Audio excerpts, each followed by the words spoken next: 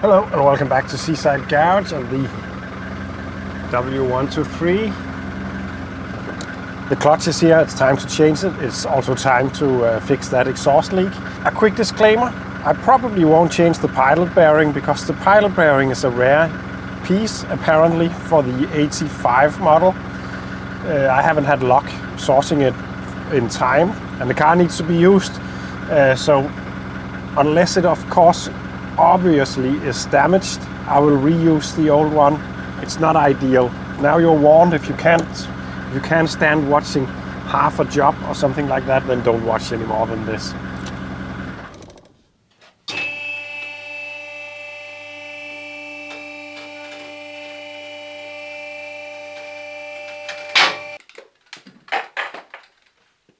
So the first thing I'm going to do is to go down here with the light and then start to unplug everything. I'm going to take some pictures just in case it's difficult to put back together, but I think it makes sense quite easily. But I will undo the slave and I will undo the earth point and the shifter mechanism and so on, and then take you back in a bit. So I got everything disconnected, the shifter linkage, the speedo cable, this clutch slave.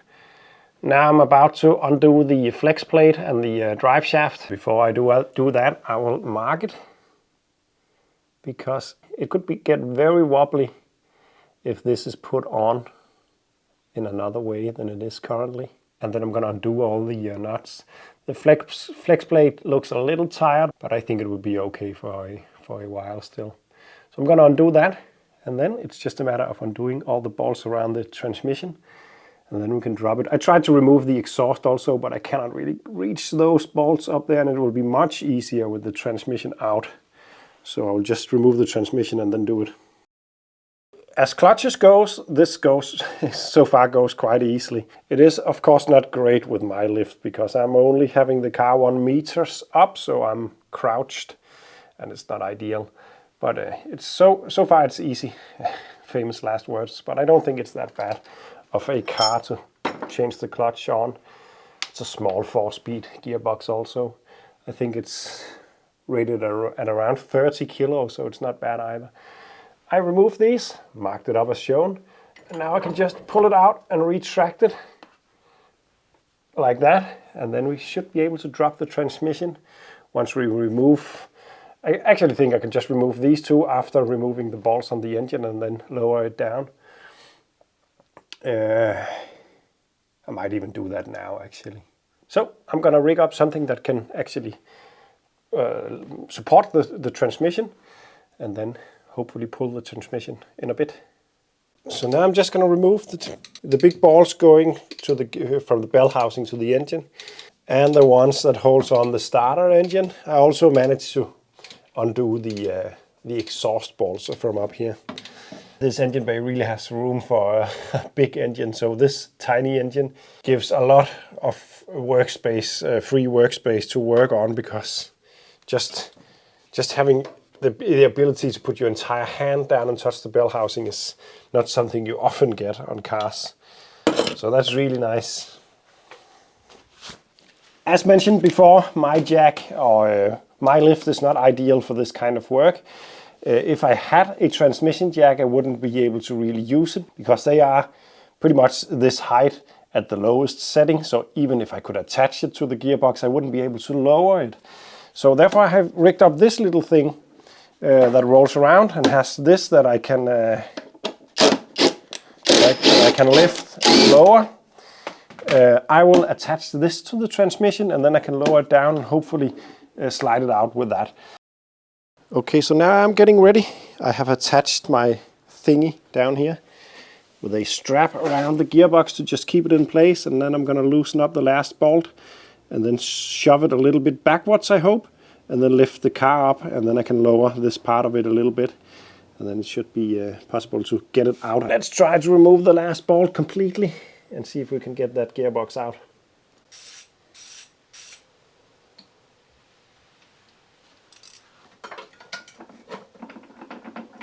There we go.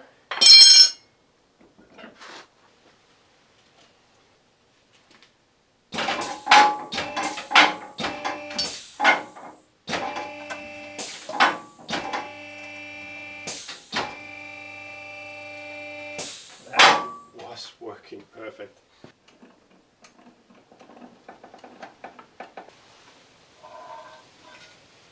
Okay, this little thing is awesome. So here we have the clutch. As you can see, it's dripping oil from there. It's not clear whether this comes from the main seal or if it comes from the rocker cover up there, because there's definitely a leak up there also. I'm actually pretty sure it's coming from up there. So it might be a wise idea to change that gasket before driving it, to not just ruin the new clutch. There's a slight possibility we just have to fix that, but the clutch plate must be contaminated also. So I'm going to remove the clutch now and inspect it.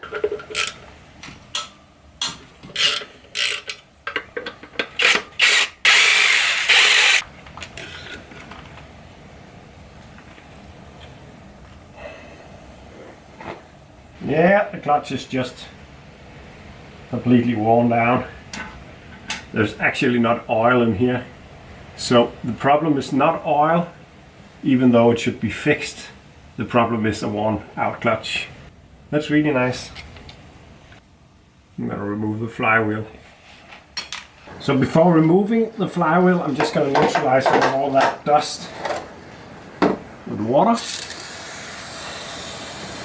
I have marked the position of this also, just to put it in the same way.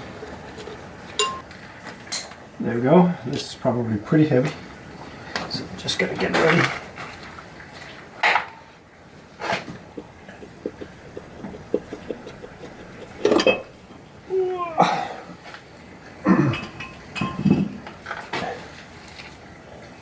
Okay, so the oil seal is integrated in the oil pan, but it's not leaking from the main, so that's really nice.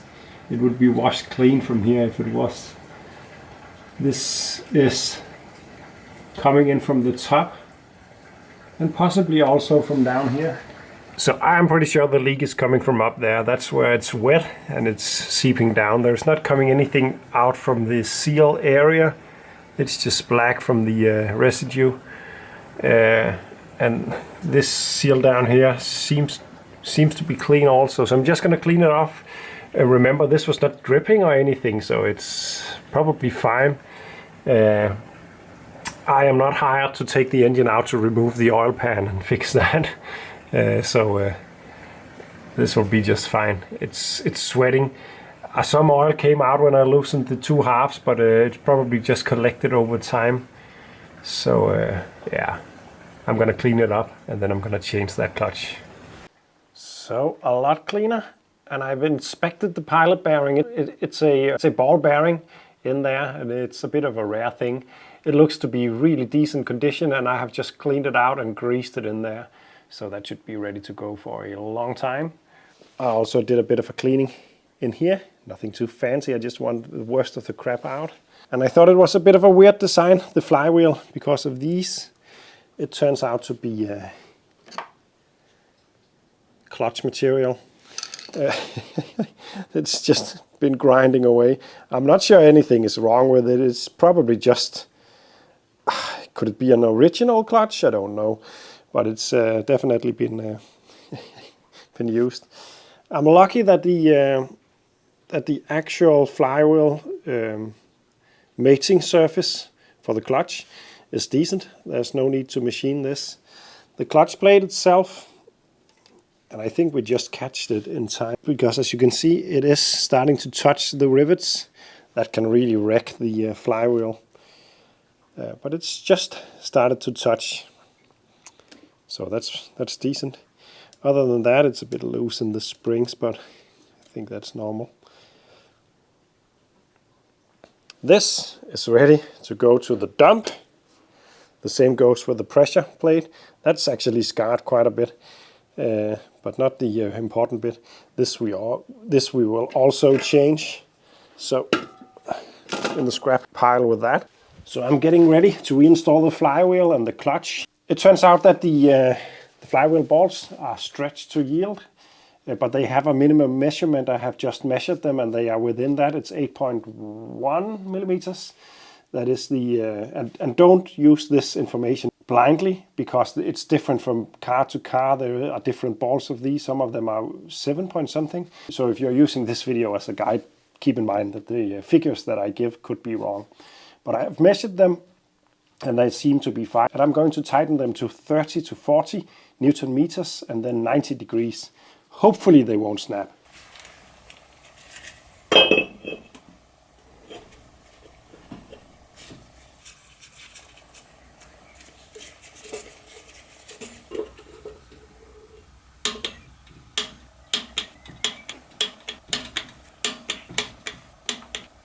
And then 90 degrees, and I'm going to do that on feel because it will be very difficult to put my gauge on there.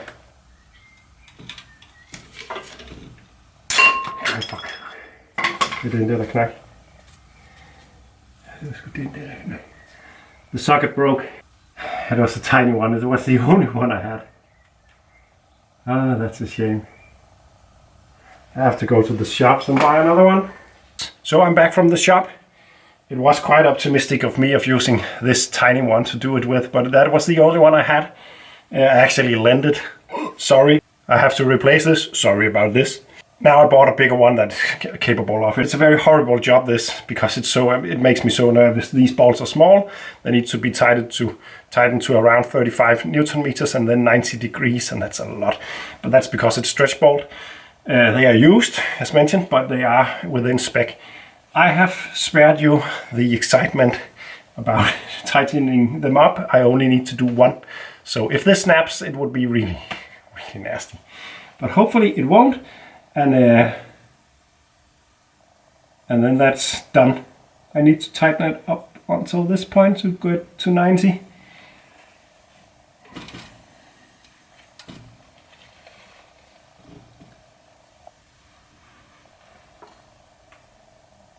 There we go. Oh, it's making me so nervous. I paint all the ones that are tightened because it's so easy to lose track. I don't think it's going to be a pleasant experience to go to 180 degrees. So there we go. The flywheel is back in. Let's put in the clutch. Very often it's written, and it is on this one, Getriebe side, gearbox side. That's this one. Then I'm gonna use this alignment tool to get it aligned.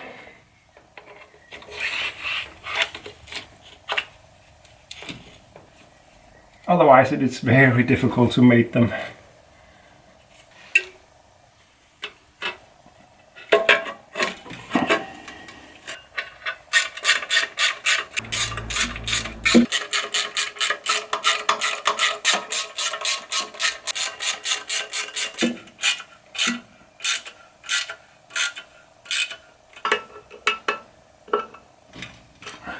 There we go, that's the clutch in.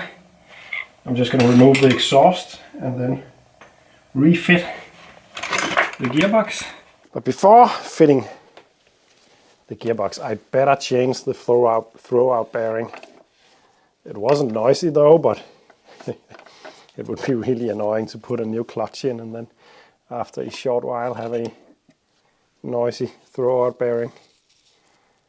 But to be honest, it's fine. I'm also going to clean where it rests, and then I'm going to apply a little bit of grease to that surface and the splines. Not a lot, because we don't want it to go on the clutch. Also I'm going to add some on the rest point for the throwout bearing. I'm going to take the new throwout bearing and push that in place like that. Then it should be ready.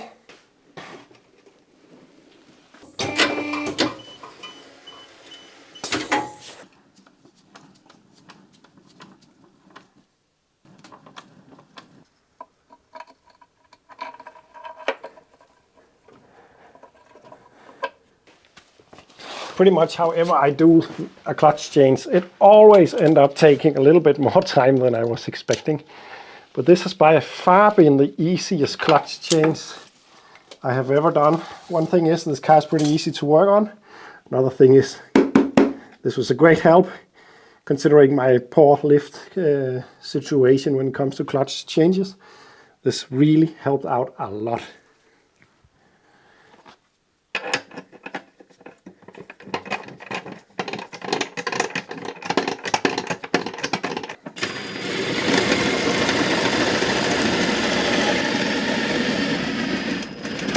There we go. Now I'm just going to fit all this stuff down here. Be back in a second. And this is where I will end this video because a part of the slave cylinder snapped off when I put it on. I don't know why. It must have had a weakness in there. So I will have to get another one, and it will take a while to get here. But other than that, everything is in, and that is really nice. So thanks for watching this video, part 1 of the clutch change. I also need to weld up the exhaust. So in the next video I will tackle that. So thanks for watching, and see you in the next one.